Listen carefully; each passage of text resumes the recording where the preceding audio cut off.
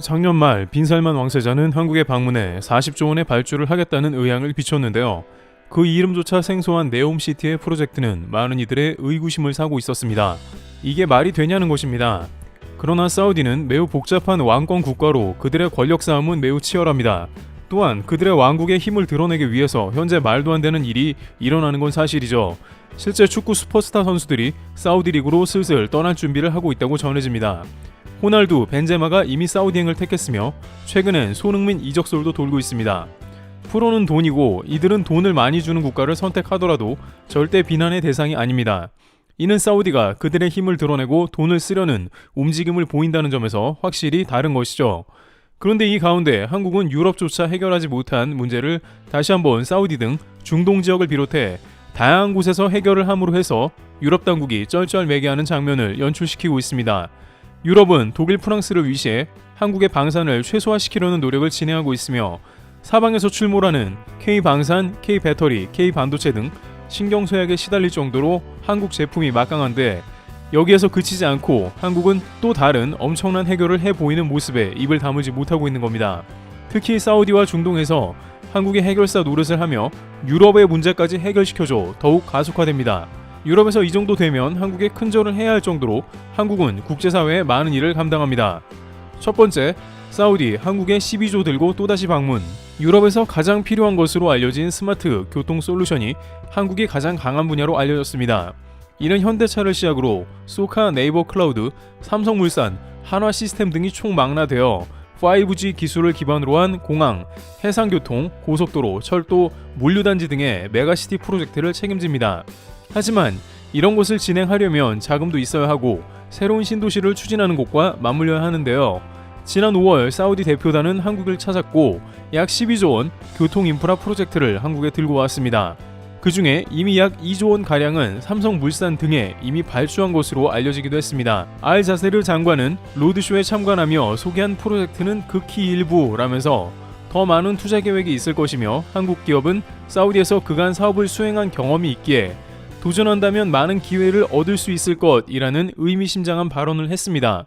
스마트시티, IT, 모빌리티 등 새로운 분야는 영국 등 이미 다양한 유럽에서 원하는 사업인데 한국의 현대차가 영국 등과 접촉 중이며 이와 관련 전 세계 가장 뛰어난 경쟁력을 가진 것으로 파악됩니다. 특히 유럽은 가면 갈수록 건설과 인프라 구축이 비싸고 늦어지는 단점이 있는 상황이고 그렇다고 중국에 맡기기에는 이제 국가 안보가 위협받기에 한국이 떠오르고 있는 실정입니다. 결국 스마트시티, 모빌리티 등 교통 인프라를 구축하는데 한국이 가장 적합한 국가로 떠오르고 있는 것입니다. 두 번째, 한국, 유럽의 골칫거리 해결. 현재 우크라 사태 때문에 국가별로 비명을 지르는 것은 바로 식량입니다. 우크라이나 국기가 푸른색은 하늘이고 노란색은 밀밭인 것을 누구나 알게 되었을 정도로 이번 러시아 사태로 인해 우크라이나의 밀 출하량이 곤두박질을 치며 전세계 식량 위기를 안겨주었는데요.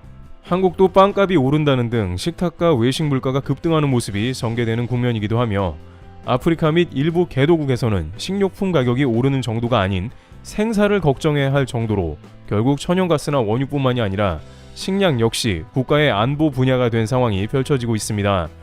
중국은 이런 사태가 벌어지자마자 특유의 빠른 건설 작업으로 곡물 창고 수십 개를 건설했으며 러시아로부터 밀을 수입해서 잽싸게 창고를 채워나가는 얌체 같은 모습을 보이기도 했습니다. 물론 중국의 이런 행동을 비난만 할 수 없는 것이 인구 14억의 중국에서 식량이 떨어지는 것은 곧바로 전 국민의 폭동이 일어나게 될 것이며 이는 국가 체제 자체도 위태로울 수 있는 것입니다. 인구 15억이라고 불리우는 인도도 다르지 않습니다. 인도는 아예 밀 수출을 금지해버렸는데요.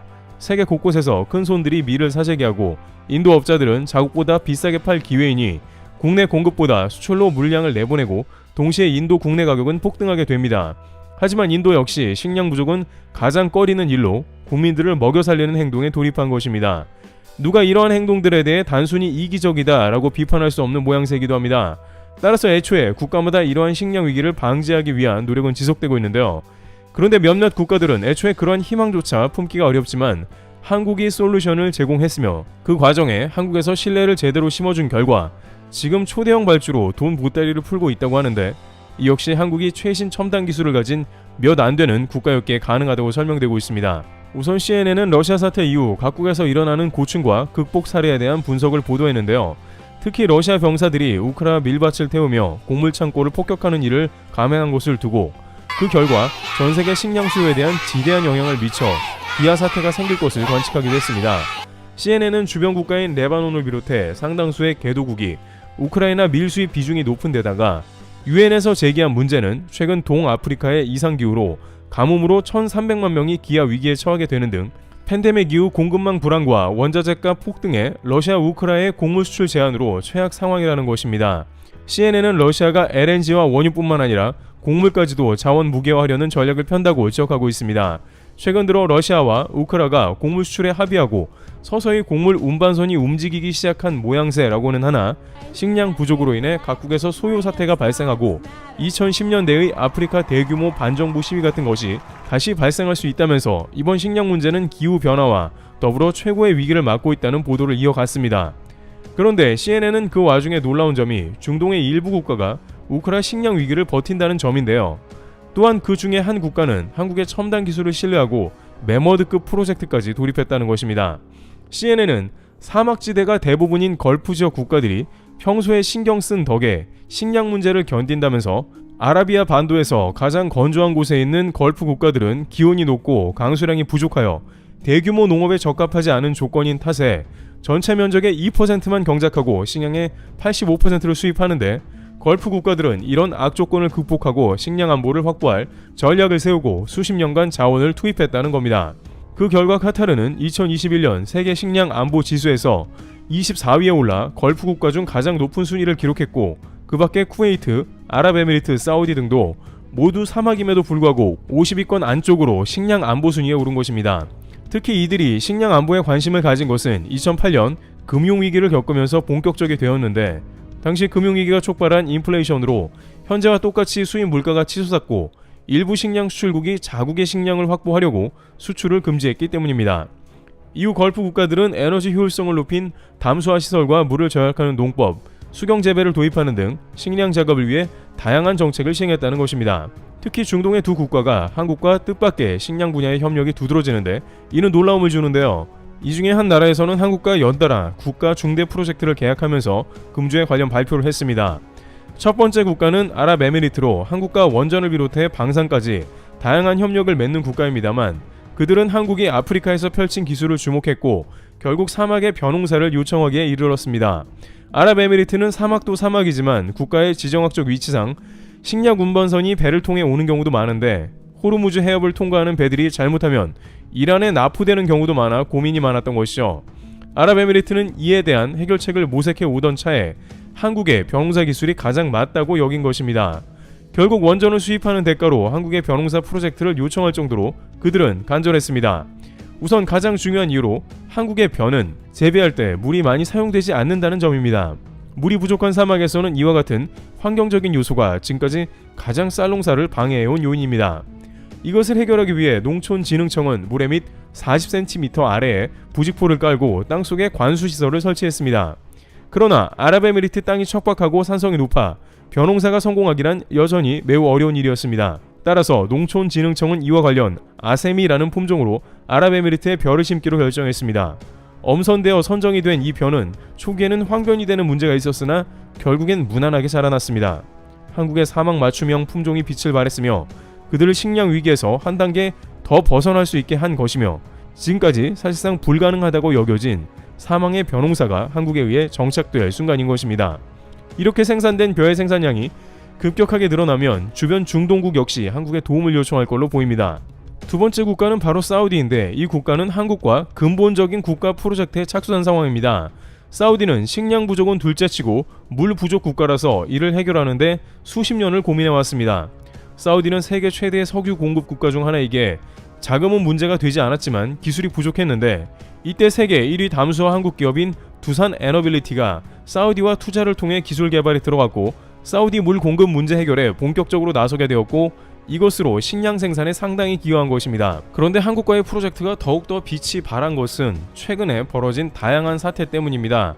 사우디는 2000년대 들어 더욱더 식량 안보를 강화하는 일환으로 여러가지 프로젝트를 가동하고 있었는데 그 중에 하나는 우크라이나의 밀밭을 수만 헥타르를 사들여 2020년부터 그곳에서 생산된 밀을 사들이는 등 해외의 밀밭에서 물량을 공급받기도 하는데 최근 팬데믹 상황으로 공급망이 마비가 되었고 대거 투자에 나섰던 우크라이나의 밀박까지 봉쇄되어 한국과 물 공급 프로젝트를 하지 않았다면 더욱더 해외 의존도가 심화되어 자국의 식량 안보가 극도로 위협받는 국면이 되었다는 것입니다.